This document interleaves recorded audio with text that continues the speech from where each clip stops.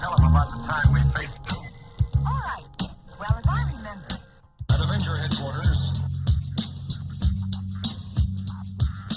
Because united, the Avengers are strong. Welcome to the MCU D&T Plus podcast with myself, Andy Stead.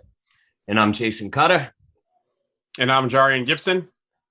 Good stuff. Welcome, guys. Good to have you back on this special episode. We are going to do a Black Widow review episode. How do we feel about that before we get stuck in? Oh, it's gonna be a good one today. I can tell you that right off the rip. And I think a lot of our members have been waiting for this one. So I know Jarian has. Oh yeah. Yeah, definitely. I got some things off my chest here today. I bet you have. And do you know what? I think that the preview episode last week, we didn't really know much other than what we saw in the trailers. That was all, more speculation on our end, Yeah, absolutely. Yeah, we was just speculating. Now we're all three of us, we're hot off of seeing it. So, this is going to be really interesting. And we was just saying, weren't we, before we started recording, that apart from a couple of messages here and there, we haven't spoken about it. So we didn't spend, for you guys listening, usually when we do an episode, we'll spend 15, 20 minutes chatting before we actually start recording. I mean, although we don't stick to a script and we use it quite, we like to try and be quite organic. Yeah, I'll wing it. Yeah, that's it. Yeah, we don't necessarily wing it, but we try and be quite organic. Where here we was like, no, we're not going to speak about it. Well, I think it worked out well. Where with the movie, at least, we all saw it at different times, so we kind of like avoided each other as to not spoil it for each other. And I mean, I didn't see it until literally this morning. About an hour ago. Boy, you're really fresh. I had to download it fast because I forgot the podcast. My tickets to see it in the show aren't until later tonight, so I had to check. Oh no. Well, look, we're in, and we're all now finally set up with our backgrounds. For anybody that's watching us on YouTube, we've got Jarian who's hitting up. He's doing a bit of an homage here. I can see what you're doing, Jarian, and we'll come back to you later. We've got Jason. What you got there? You got your little pops. Yeah, you got finally. Your bits. Look at that. Nice. Trying to just snag everything I got in my little work area, a little space away from the kids. How long are you going to keep it like that, though? That's the question. Exactly. I gotta lock the door so they don't come in and play with everything. Yeah, that's it. Yeah, that's right. They're not toys. Leave them alone. Exactly. It's like, but Dad, you got it at the toy store, and I'm like, it doesn't matter.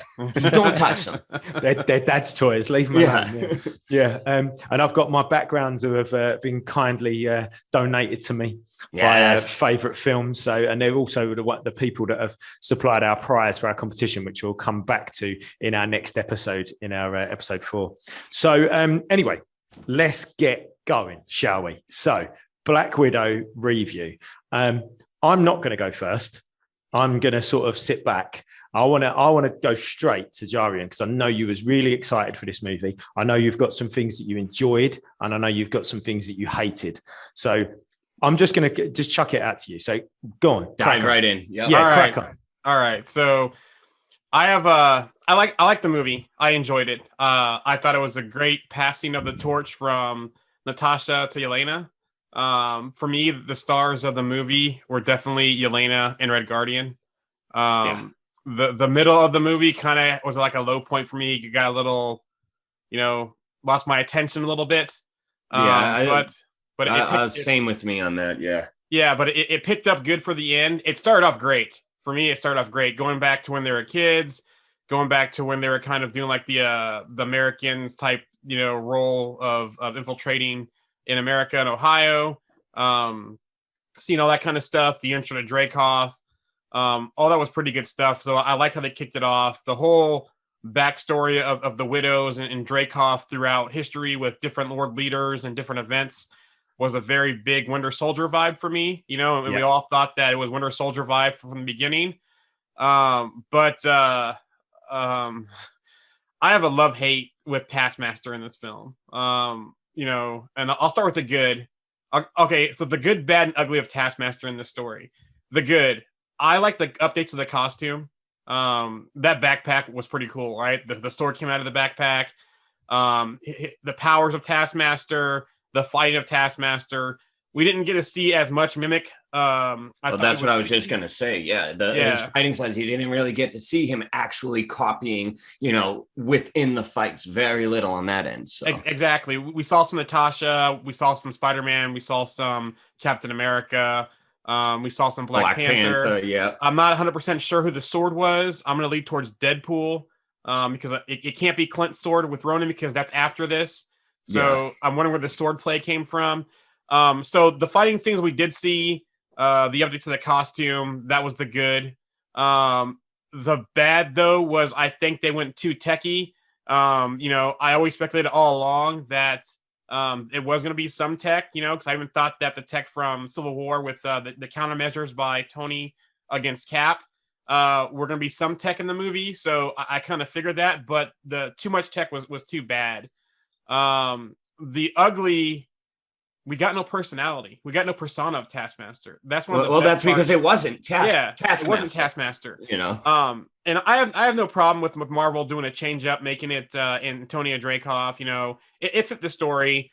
But here's my thing on that with the switch up thing. I don't mind it either. I don't even care for gender bending characters. That's fine and everything. But like you said, keep the personality, keep their core, characterizations to it. But to me, this movie could have completely been done exactly the same using Antonia as a Black Widow and not making her into a Taskmaster. So I'm going to jump in now on what you said, Jarian, because I'm going to say what you said, and I without sort of getting into a big Taskmaster thing, because I'm not as au fait with the character as you clearly are, but it actually worked really well. Like where she came from, like how it worked, like why she was there worked well. And now I'm going to throw it straight back to you about what you said about Iron Maiden, because it would have worked just as well if they would have done that. Yeah, exactly. So they made it work, but what they made work, I wasn't a fan of. Exactly. It didn't have to be Taskmaster, did it? No, it didn't have to. The story could have been the exact same without Taskmaster. For example,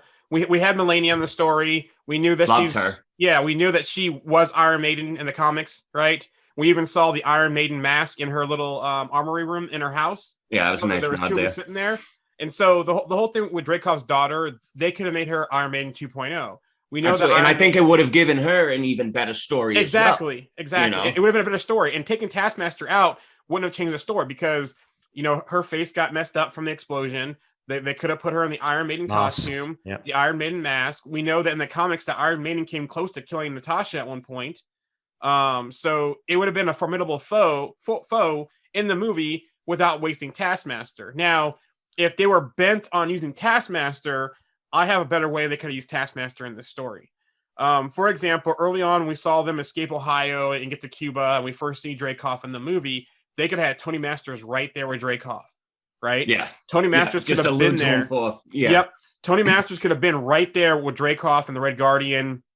Masters could have been with Dreykov and the one taking Natasha, taking Elena, put them through the Red Room program. Because we know in the comics that Masters, he's a mercenary, he's an assassin, but he also trains people, whether they're S.H.I.E.L.D., ex-S.H.I.E.L.D., Hydra, and so forth. And he could have been the one to train her. Exactly. They could have put him in right in the story. But with over the years, and as the story moved forward, Masters could have gotten older. Tony Masters could have handed the mantle to his daughter. She could have been the Taskmaster. In this film, it would have fit much better. Because think about it. When we saw Dreykov initially, he was younger. When we saw them later on, when Natasha was older, Dreykov was older. Who's to say Masters couldn't have aged like that? Had a daughter. We know in the comics that Masters had a wife who was also S.H.I.E.L.D., ex-S.H.I.E.L.D. as well. They could have had a daughter. She could have been Antonia Masters. It would have fit so much better, and she could have had the exact same traits as her father. And this is where, so now this is where my, I wouldn't say theory, but my thoughts go. In the movie, it was the Taskmaster program. Yep. Yes. And you've just touched on how in the source material in the comics, Tony Masters trained people. Yep. Yeah. So call it clutching at straws, call it whatever you want.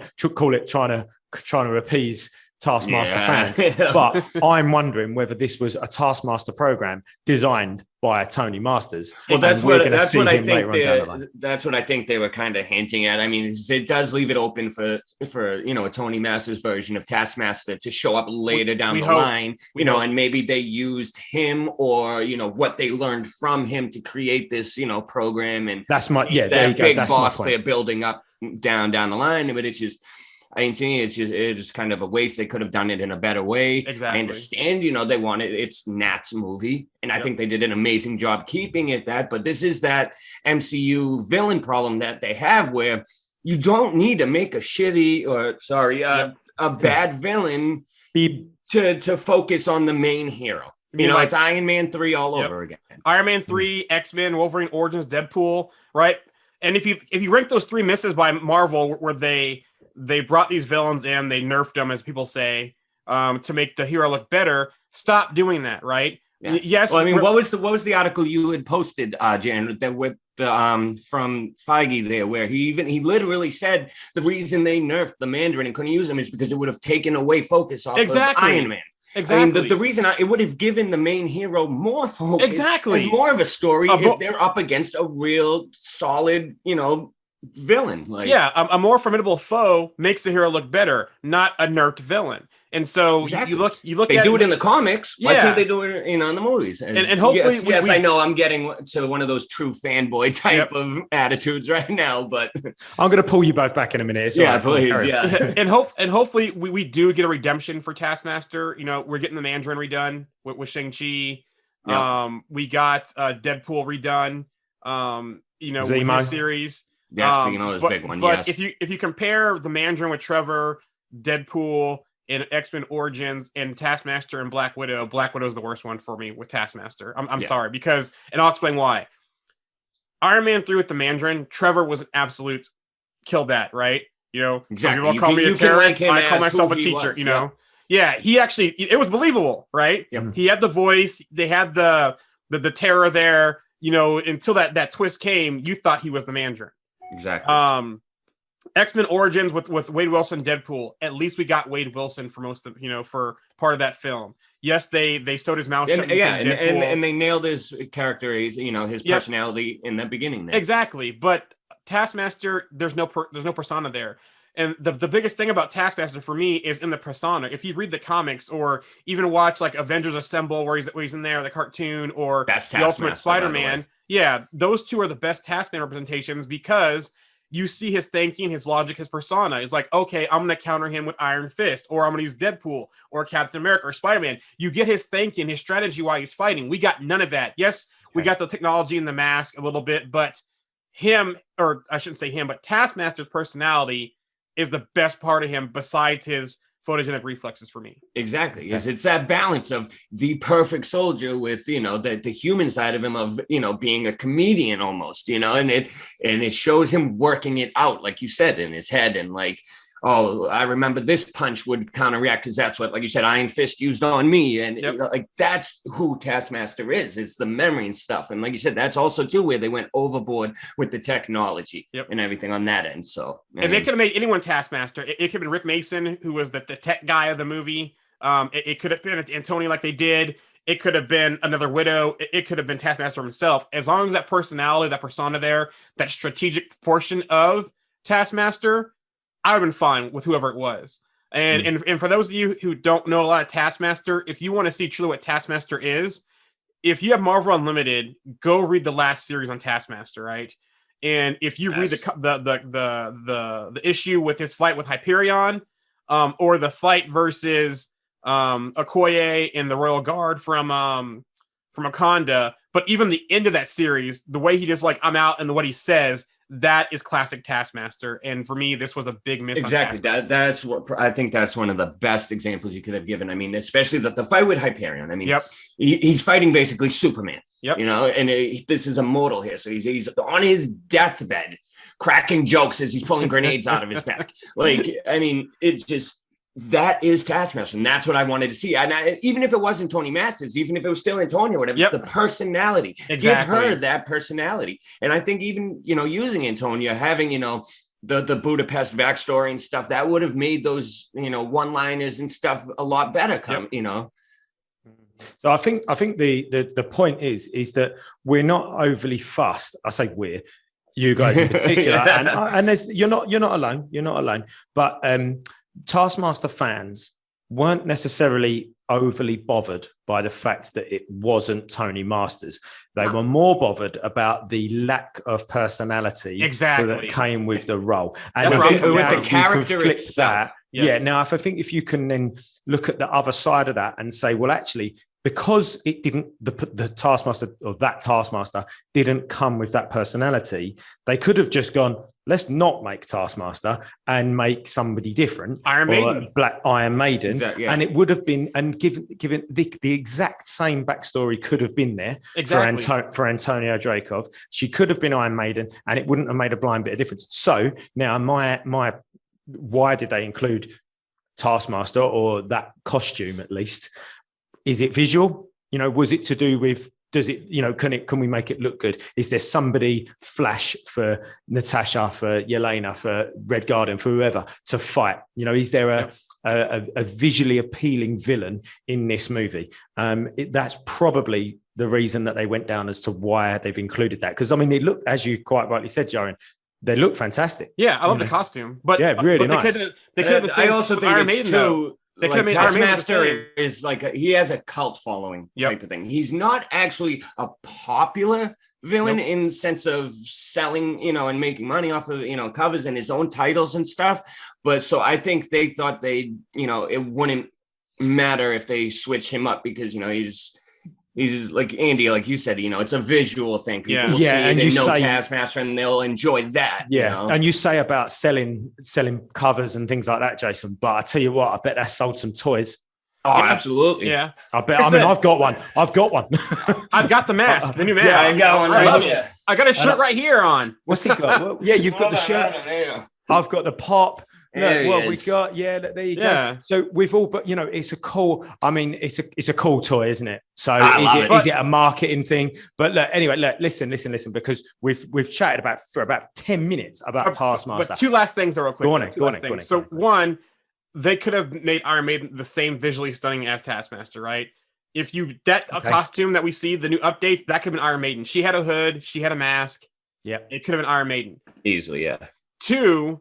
Did you guys see the link earlier where there actually was a pre-MCU? There was a Taskmaster film in the works, but they didn't get made. Wow. No, I didn't even see that. There's early link for me. Yeah, so comicbook.com had an article earlier today where there was a Taskmaster film in the works prior to MCU.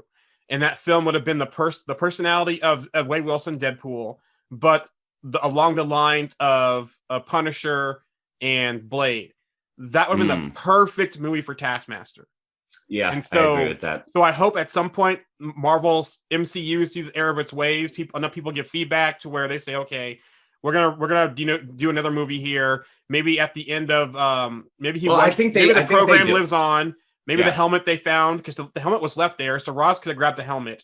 Maybe. And here's where I get frustrated with them though, is because they obviously learned from this type of mistake. Yes, from the Iron Man 3 mistake, but the way they're fixing it, I'm not a fan of it, because they're not technically fixing it. They're not doing the problem. They're just setting it up so if it does fail, well, we can bounce back and have them come back later. Yep. They're safety netting themselves instead of just getting it right the first time. Exactly. Okay.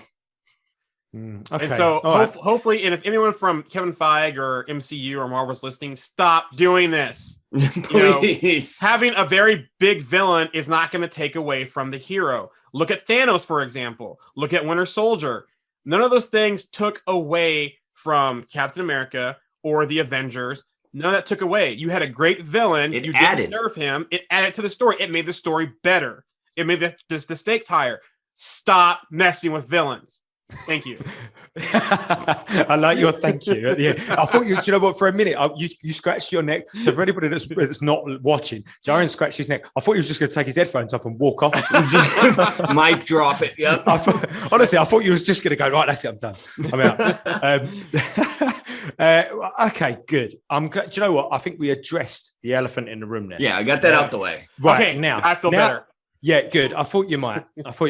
Now can we talk about what was actually, in my opinion, and in quite a lot of other people's opinion, a pretty decent movie. Well, that's exactly what I wanted to jump into now too. And Andy, I know you'll be right on board because this is where, Jarian and I have the true comic type of, attitudes. But Andy, you and I also we have just the general movie buffs. This as a film was absolutely spectacular. Yes, the story was spot on. The visuals, unbelievable fight scenes and choreography and stuff. It was an amazing movie. We had side of it. It was A+ for me. Yeah, it was. I mean, if you look at it, so let's look at it from an action movie's point of view. Yeah, so let's say, right, this is an action movie. Okay, we got some amazing fight choreography. I would say maybe not quite on par with Winter Soldier, which for me personally, I would say that's probably our best fight choreography in the MCU, but it's nearly there. I thought it was nearly there. So great fight choreography. We had a superb car chase, another superb car chase at the beginning. Two kind of car chases, a small one with the flashback scene, but then the larger car chase.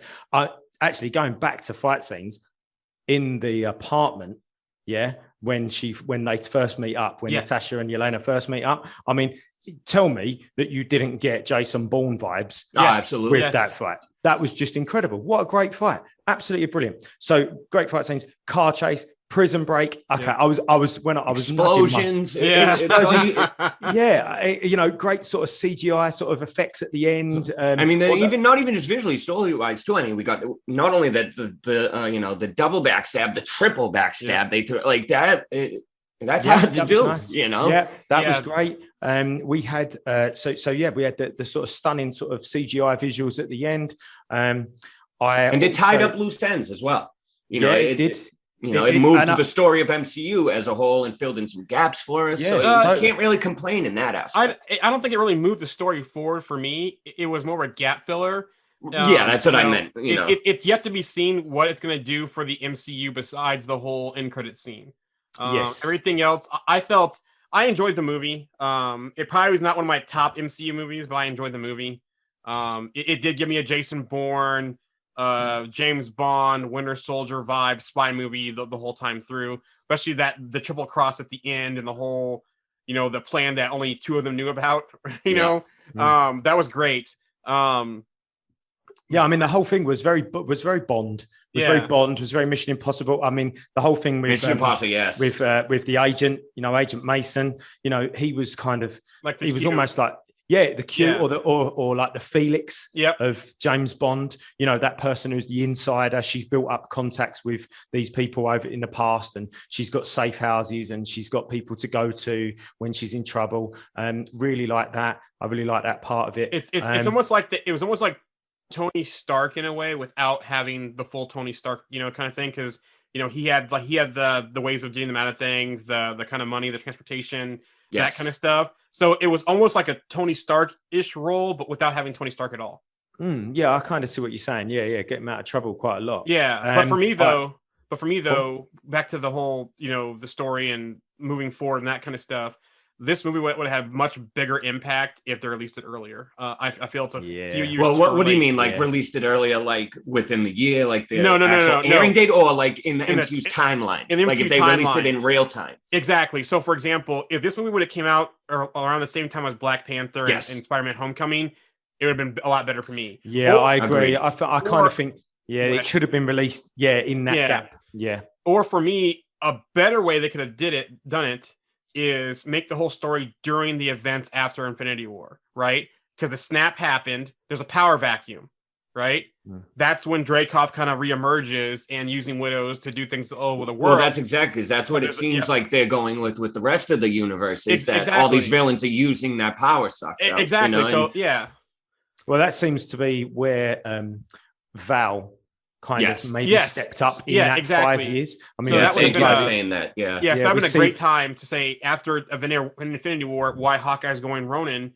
Natasha's tying up loose ends from her past, finds out about Dreykov still alive, the Red Room's being used to do things over the globe. Because remember, the Avengers are spread thin in the beginning of Endgame after Infinity War, right? You got Captain Marvel off planet. Rhodey was chasing Ronin, Hawkeye. I mean, although I can see why they didn't, because I mean, at the beginning of Endgame, I mean, Nat was kind of filling roles. She was Cap's number 2 at that point. Yes, she was. So while he's worrying about, the bigger things and probably damage control in the public eye, she had to deal with the internal going-ons and falling apart of the Avengers for him. So I get that part of it. Yeah, I do too. But impact-wise, the movie would have had bigger impact in one of those 2 time frames, not now. Even last year, if it would have came out before, Falcon and Winter Soldier. As long as it came out before Nat died. Yeah, exactly. For me, at least, Yeah, Okay. because we know what's going to happen. I thought the end though was kind of a cool tie-in to say I'm going to go break some people out of jail out of a Quinjet. That's when we know that's probably the scene. There was lots of tie-ins. Yeah, at the raft when Cap is breaking out. Everyone else from the raft. That's probably the same time frame. That was cool, but they should have had more tie into that. Maybe show us another Avenger. Maybe show us breaking someone out to kind of getting Cap, meet up with Cap even to go break them out. That would have been absolutely. How good would that have been if Mason turned up with a Quinjet at the end and Cap was just standing there waiting? Yep, for Natasha to get in. That would have been fantastic. But for obvious, contractual reasons, I guess that's probably why he didn't show up.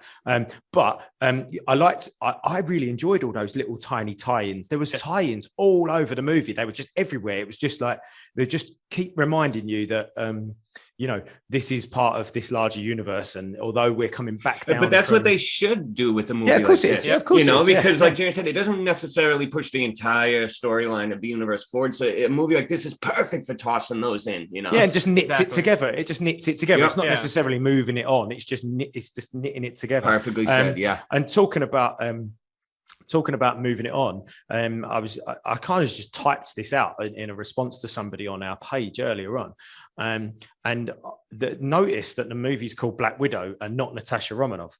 Yeah, so it's about Black Widow. Yep, it's not about. I know it is about Natasha. That's I'm probably it's the passing of the torch. Yeah. Yeah, that's right, and I think they did that brilliantly. So so flawlessly. I'd like to. Florence Pugh. Yeah, there she is.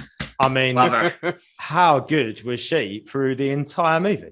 I was talking with Grant. He's got me going back to watching some other movies that she was in that I was never really aware of. And she's an amazing actor in general. I'm really excited to see her fill this role going forward. Yeah, me too. Yeah, I think she was brilliant all the way through. I think her acting, I think her comic timing, I think I don't know how much of her own stunt work she did, but it looked great. When she was doing her fight scenes and things like that, I thought she was absolutely spot on. Her whole demeanor she carried with it is very, spot on for a Black Widow style character. She's going to crush it even more. She was a star of the film for me. She was a star of the film. Yeah, absolutely. Yeah, definitely. So touching on her as well, and we've kind of touched on the end credit scene already, but that whole scene with Val turning up, obviously Elena is obviously already working with Val at that point, so we can assume that that point when we just saw Val was around the kind of that's what I wanted to say too about with the whole Val coming in thing. I had a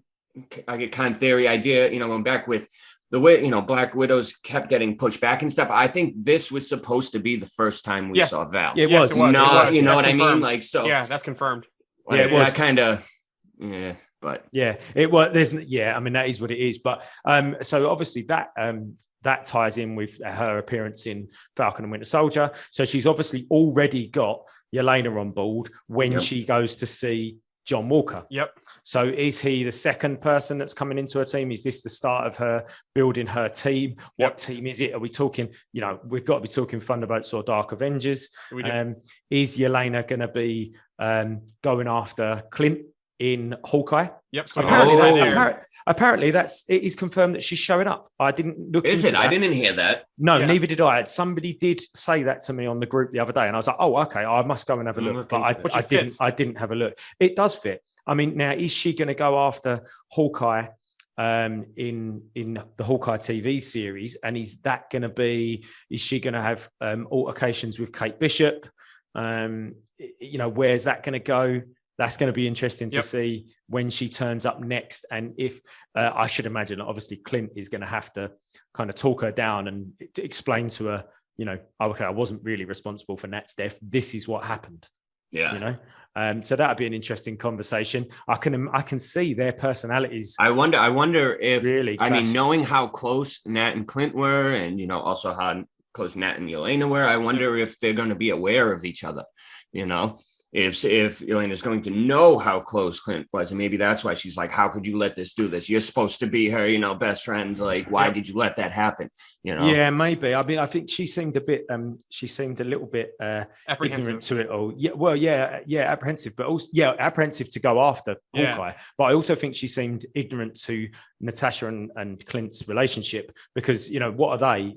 The arrow holes, and then she's talking about Clint a few times in the movie. And actually, that's a great little. Sorry, go on. Did you have something? Remember talking about the relationship though? She kind of got an idea when they were hiding from Taskmaster in the subway, because that was one of the spots right there. So that's right. Good call. And that leads in. That's a nice little segue into the Budapest scenario. Budapest. Yeah. Budapest. So, by the way, just so happy we finally got that out there. Yeah, me too. Yeah, and I mean, how do you know what? I mean, great that we've had sort of a conclusion to what Budapest was. Exactly. But I mean, how powerful was that as well? I mean, we all knew about Dreykov's daughter. What is it about Dreykov's daughter? We've been waiting since 2012 to find out what it was about Dreykov's daughter. We saw that, and do you know what? I sat and watched that, and I was like, "Whoa, that's dark." It was dark, but also kind of sloppy later on, because Elena called out Natasha saying you didn't confirm. Kind of like she kind of got sloppy, but she knew that she was defecting the shield, so she had her way out. So Elena did call her out on that. Yeah, I think that was a little bit out of character, but I'm glad it got called out. Yep. Otherwise, I think if it didn't get called out, everyone would have gone, how can a professional spy not confirm they're killed? Yeah, exactly. So so I'm glad it kind of got called out and addressed in the movie. And I think that's exactly why she kind of like done her job and then she was off. Off to Shield. But I was saying to somebody the other day that I think, other than the WandaVision dealing with grief and loss and that kind of really touching, a hard subject to deal with, I think this has probably been one of the most, I don't want to use this word, but darkest things to deal with. I mean, a lot of the sort of human trafficking and slavery thing at the beginning, that whole beginning credits was fantastic. Yes. Yeah. And I think it did touch on a lot of very sensitive and hard hitting subjects that I don't think we've seen much of in the MCU. We've had, they're starting to touch on some of these more serious, and controversial type of, emotions, and exploring different alleyways with that and how to bring them to the forefront, which is good in my opinion. I think it is much needed. It's what sets them aside more than just, an action movie. And that's what I always liked about the comics, is because the comics did touch on these type of things. It made it real and it made it personal, and, and then also cool explosions and fighting too. But so, no, absolutely. I couldn't agree more, Jason. I think you've nailed that. And I think that's exactly what this did. One last thing I'd like to bring up is the vest. Yes. I've got a vest. What a great touch. I mean, and it was great, because you see, why is she talking about a vest in the car? Like, this is weird. And then she kept banging on about the pockets and all of this. And you're like, what's going on? And do you know what? Even when she gave it to her at the end, didn't she? And I was like, what is it? And then the next scene, obviously, you see Natasha with the blonde hair. And I was like, oh, the vest. Yeah.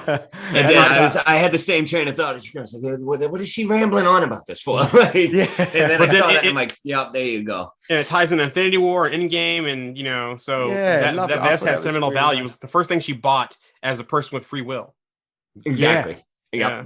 Great. It's just brilliant.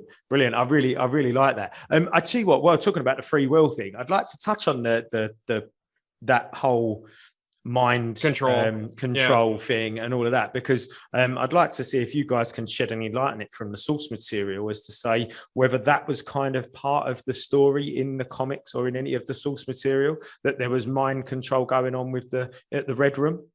Oh, absolutely. That's their whole thing. They've always, the whole Black Widow, growing up and stuff, it was all mind control between them. But it Hydra, it was mind control, but it was more mind control like they kind of put in the films. I think the film kind of twisted a little bit. Yeah, well, it's the same thing.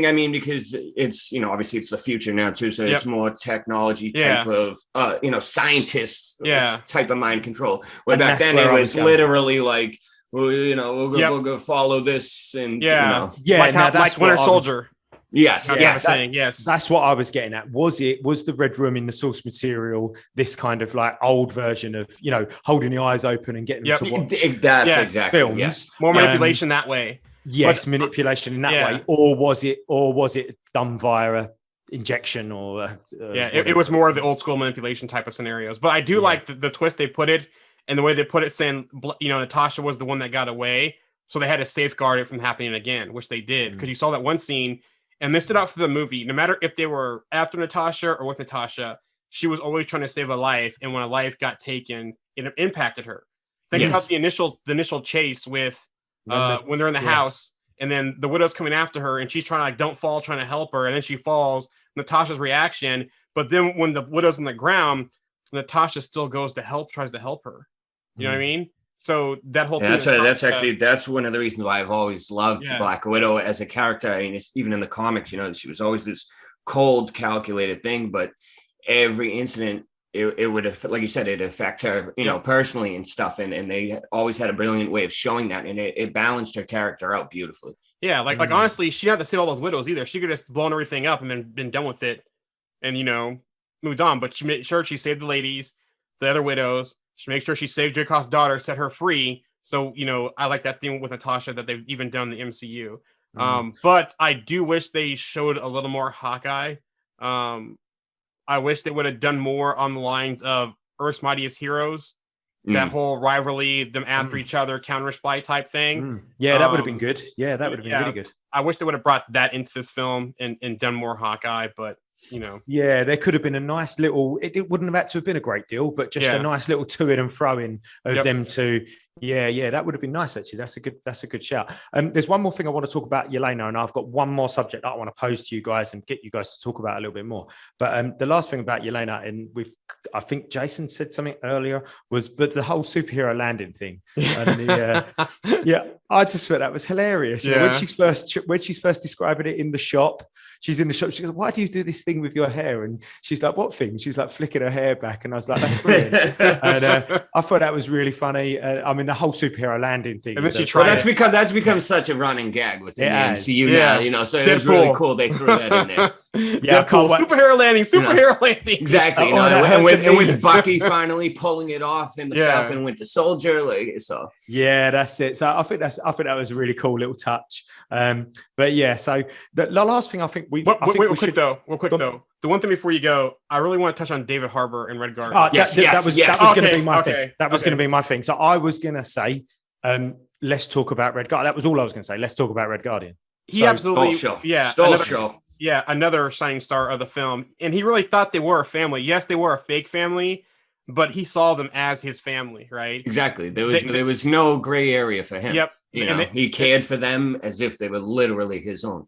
Exactly. And they thought that he just moved on, had a glorious life, and threw them away. He was actually in prison too. You know, he got turned on by Dreykov. He wanted to get back in. This whole scene, we saw him in jail.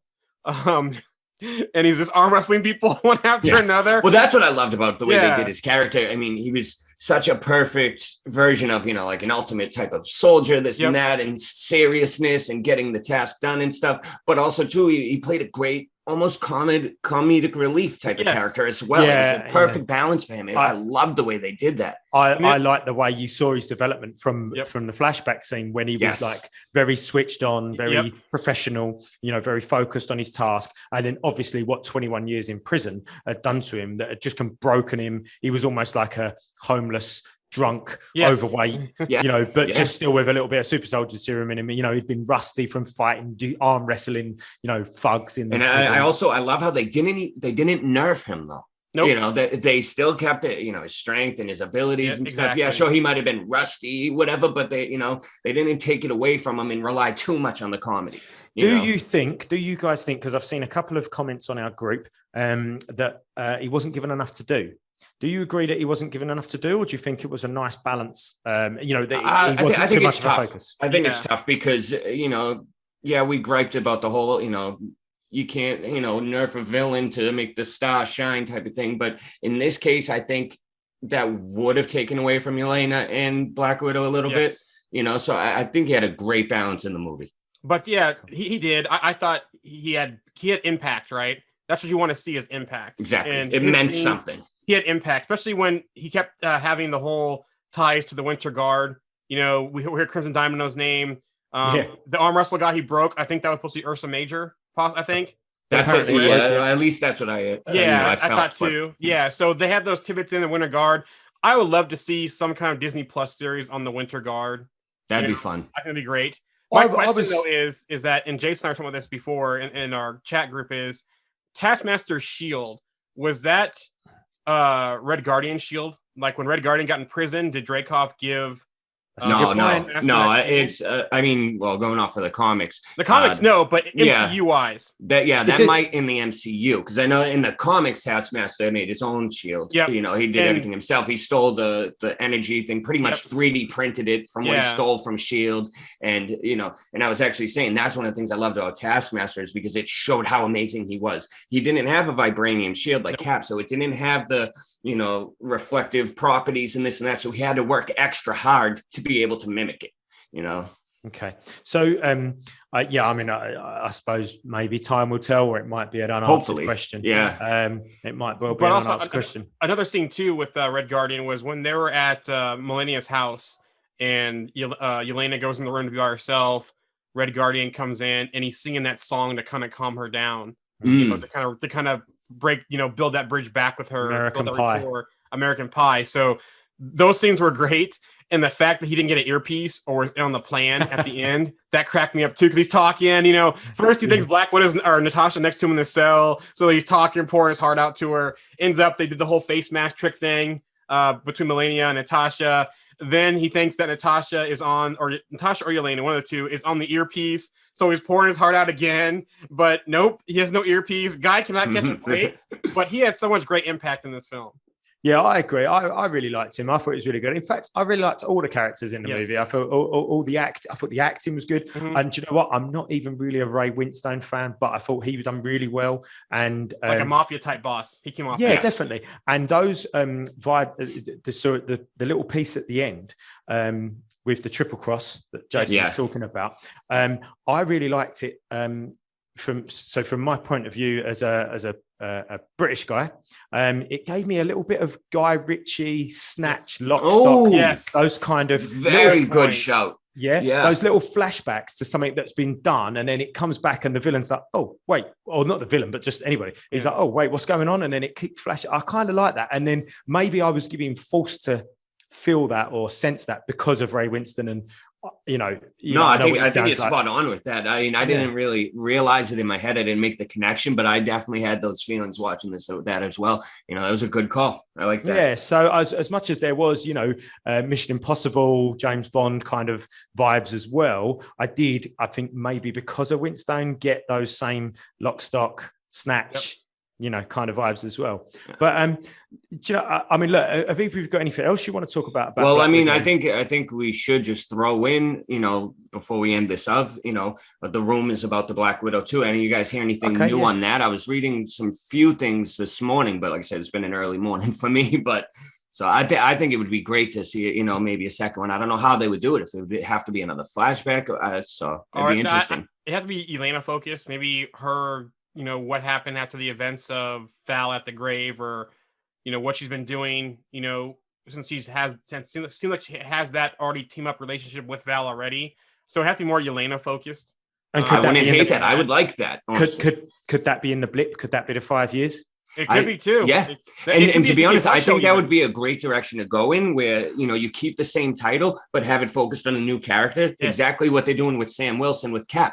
The next Cap movie is going to be Sam Wilson focused. Yeah. So I think that would fit really well into the theme that, MCU's taking now. Just make sure they get the timing right and they don't nerf another villain. Yes. Yeah. Just going on something that Jarian, you said earlier, which really I thought would be really interesting, about the Hawkeye Black Widow rivalry. Yes. And we could have seen that in this movie.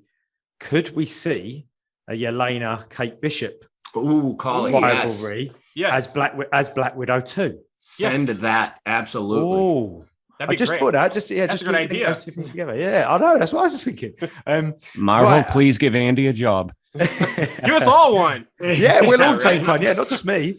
I want to take my team. I want to take my boys. Let's go. We're going wherever you go, brother. Yeah, definitely. Listen, guys, we've chatted there for like good 40 minutes there on Black Widow.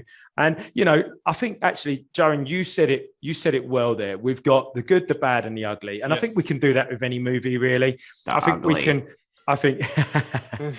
we can look at this movie and we can say, right, the good, there's lots of good points. There was good acting, there was good characters, there was good action, there was good. It was an amazing film. Yeah, there was good themes. The bad, the timing maybe didn't feel great. We've had a bit of an issue with some people have said about certain characters' involvement, and then obviously we've got the ugly, and it would be in the obvious, the turd in a punch bowl sort of thing, the Taskmaster deal. But do you know what? I think overall, personally for me, and I'm a big kind of espionage spy movie type fan. I love the Mission Impossible's Bournes, love it. Love Winter Soldier. This for me does rate up there, and at the moment, and I know you want to grade it. How about we all drop a grade for it? Yeah, I mean, I've already said I'm going with a solid 8 out of 10 for this. And for me, whether this stands the test of time and stays in my top 5 Marvel movies, I don't know, because I think there's a lot of things that come with it for me as well. It was my first trip back to the cinema. I just really enjoy going to the cinema. I enjoy the process. It was obviously the first Marvel feature length project for nearly 2 years. So there was lots of things that was in addition to what I thought was a good movie. So let's see in 6 months' time whether it still sits up there for me. But for me, I'm going with an 8 out of 10. Nice. What about you, Jarian? Who are you calling on it? For me, this movie has timing issues. They nerfed another villain. MCU, Marvel's not learning from the mistakes in the past. I love Natasha's role. I love Elena. I love the core family. It was too obvious, the villain. Taskmaster not being Tony Master was way too obvious because of the whole secrecy.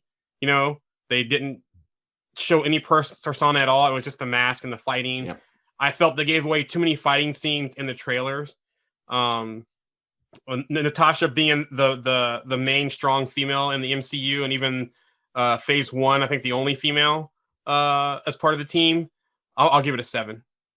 Nice. Yeah, I pretty much agree literally with both of you. I mean, the negatives and the positives. Obviously not happy about the whole Doombot approach to villains and stuff, but with ranking things, I don't give 10s because a 10 means there's absolutely zero room for growth. And I think this movie did have some room for growth, but they overall did an amazing job. I'd go 7.7. And speaking of throwing decimals, Jason. Wait, 1 second. What would make it a 7.8? 7.8 is if they had given Harbour a little bit more focus. Okay, all right. Okay, I got you. Do you know what? Good reply. Jarian, did you want to say something before we wrap this up? Speaking of your Doombot thing, it's almost like they made Taskmaster a super adaptoid. Exactly. Spot on. You have it right there. Just do me a favor, because some of the feedback we've had, and I've tried to do it tonight in this episode, I'm not sure whether I've nailed it or not, but I've tried to do it, is when we talk about something that's from the comics, when people only watch MCU, they go, what the hell is that? So I want to personally apologize for that. Sometimes when we get into these conversations, we get carried away and we forget not all of our members and fans, follow the source material and stuff. So I apologize. So with that in mind, give me 2 sentences on what a super adaptoid is. Basically, it's what you saw with Taskmaster being technology based in the chip. They could basically counter, do anything. They were basically adapting to any fighting style and that kind of stuff. In the comics, I believe Elena was replaced by a super adaptoid. Yes. And if you watch the cartoons, and I can't think if it's Avengers Assemble or Earth's Mightiest Heroes. I think it is Mightiest Heroes. That Justin Hammer created an adaptoid as well, who could mimic all the Avengers moves and counter them as well. And the whole Doombot thing that I was going off of, Dr. Doom in the comics had, this running thing where every time the Avengers or somebody would beat Doom, they'd find out that it was just a robot copy of him. And it pretty much have no impact on it because the real villain wasn't even there. To me, it's just them using villains who it doesn't matter if they're, beaten or killed or whatever, because they're disposable. Which is why Kevin Feige and MCU and Marvel, if you want to get Taskmaster right, have this tie into some Taskmaster program down the line that this was like the pilot for it. Yes. And that Taskmaster really is in the Thunderbolts, and he's with Ross, and we get Tony Masters. Right. Okay. Right. Hold on. Kevin Feige, listen up. Yeah, listen up. So Black Widow 2 is the initial competition between Elena, aka Black Widow, and Kate Bishop, aka Hawkeye. But actually, Tony Masters is in the background, who's running the Taskmaster program, and they have to then team up to fight him. Oh, I like that. Yes. And I repeat, Marvel, get Andy a job. All right then, guys. Look, listen, that's good. We've hit a 45-minute mark. I think we've done a pretty good job of talking about Black Widow. I think we've covered quite a lot of subjects. Hopefully there's some stuff in there that everyone can relate to. Yeah, whether they agree, whether they disagree, whatever. You know, the idea is that we get our thoughts out there. People can listen. They can go, yeah, do you know what? That's a really good idea. I really enjoyed that. But guys, listen, if you're listening, get on the group. Let us know what you think about this episode. Let us know if you agree with anything any one of us said, or if you disagree, or if you've got any different thoughts. It'd be great to hear your feedback. You happy, fellas? Should we call this one a day? Yeah, that was a good one. That's a good one. And by the time we release this one, the spoiler ban will be up. So get to chatting on the group. Brilliant. Well done. All right. Thanks, guys. Thanks for listening. Thank you from me. Thank you from these two. We'll see you again. Brilliant. Perfect. Why don't you tell them about the time we faced All right. Well, as I remember, at Avenger headquarters?